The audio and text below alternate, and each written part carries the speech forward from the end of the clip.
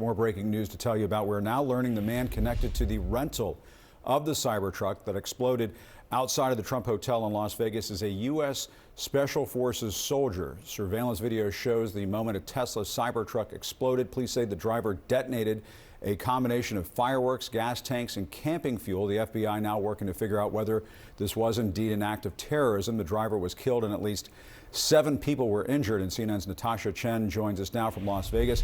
Natasha, some very interesting information coming in from our Haley Britsky over at the Pentagon about the man connected to the rental of this Cybertruck. What more are you learning?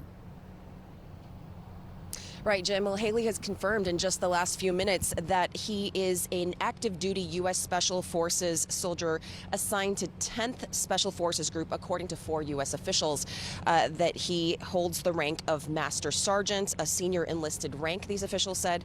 3 officials said he was on active duty serving in Germany, and he was on leave when this happened on New Year's Day. He has not been identified publicly, and authorities are still trying to work out whether this was a terrorist attack. Now, just to recap a little bit of what happened behind us just 24 hours ago, approximately, there are still police presence here around the valet area of where you pull into the Trump International Hotel just off of the Vegas Strip. This Cybertruck that he allegedly rented was rented from Colorado from the Turo rental platform. Authorities say that he drove it here to Las Vegas by 7:30 a.m. on New Year's Day, that he drove up and down the Strip, and then about an hour before the explosion drove past the Trump Hotel as well. And police did make note that the damage was really limited because of the body construction of this Tesla Cybertruck, saying that, you know, the front glass of the Trump Hotel behind us did not even suffer any damage. The driver inside did die from this explosion. There were 7 other people injured, Jim. All right, Natasha Chen, get back to us if you hear anything else. We really appreciate it. For more on this, CNN's chief law enforcement and intelligence analyst John Miller joins us now.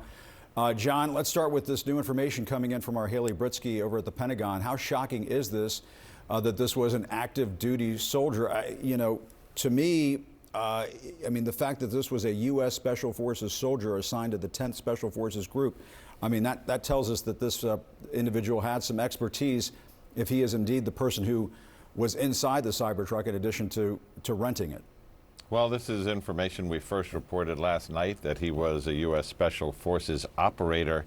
The fact that he's active duty on leave from Germany is just something that sets him apart in so many ways from the terrorist profile we've become accustomed to in these attacks, and raises real questions as to what was this event in Las Vegas.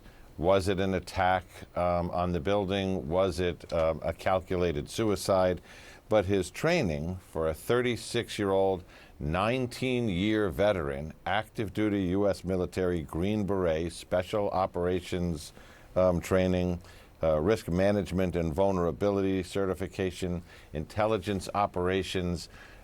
This really sets him apart in terms of a higher level of training and capability than anyone we would have seen in a similar attack. So again, Jimmy, goes back to the question of what was this?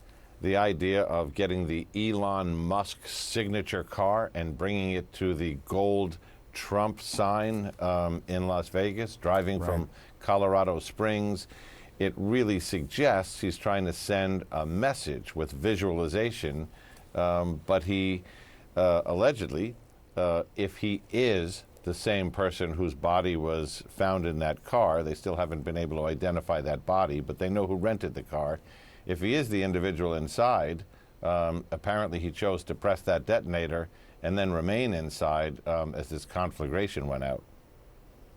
Right. I mean, there is the symbolism that you just referenced, John, in driving a Tesla Cybertruck up to the Trump Hotel in Vegas and blowing it up. There's also this connection, this potential, I suppose, military connection between this individual in Las Vegas and what took place in New Orleans. And I mean, I know we don't have any established connections or that we know about publicly at this point from official sources, but what do you make of that potential connection? I mean, that sounds like too much of a coincidence to be a coincidence. As a former senior member of the Joint Terrorism Task Force, both in New York and Los Angeles, the idea that you've got two people with military backgrounds, one former, one active, that they go to the same off-brand rental car company, the Turo company, to rent these exotic vehicles, that they both do attacks in tourist locations on a holiday, is the kind of coincidence that you can't say has meaning, but you can't ignore it. So you go into the investigation saying, well, let's disprove it. Let's investigate our way through it and find out if we can validate it or put it aside. But you certainly can't ignore it. Too many factors there. The FBI is working to determine whether the Tesla Cybertruck explosion earlier today is possibly connected to the New Orleans attack. Here's the moment police say fireworks, gas tanks and camping fuel were detonated in the bed of this vehicle. The FBI also trying to figure out whether it was an act of terrorism.